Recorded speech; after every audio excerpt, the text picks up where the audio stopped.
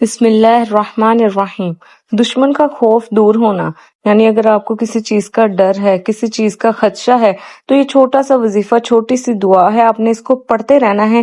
واللہ خیر حافظا وہو ارحم الراحمین، اور اس کا ترجمہ دیکھیں، پس اللہ بہترین حفاظت کرنے والا ہے اور سب سے زیادہ مہربان ہے، بے شک اس میں کوئی شک نہیں۔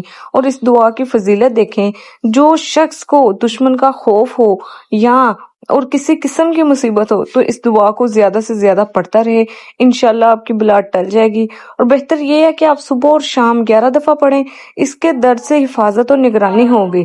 جسے آپ قوت حافظہ مضبوط کرنی ہو، اسے چاہیے کہ نماز میں اتحیاتو کے بعد سلام پھیرنے سے پہلے اس کو پڑھے، اور آپ نے اس کو 11 دفعہ پڑھنا ہے صبح و شام۔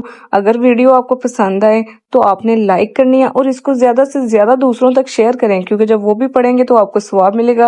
اور میرے چینل کو لائک کرنا ہے، سبسکرائب کرنا ہے۔ شکریہ۔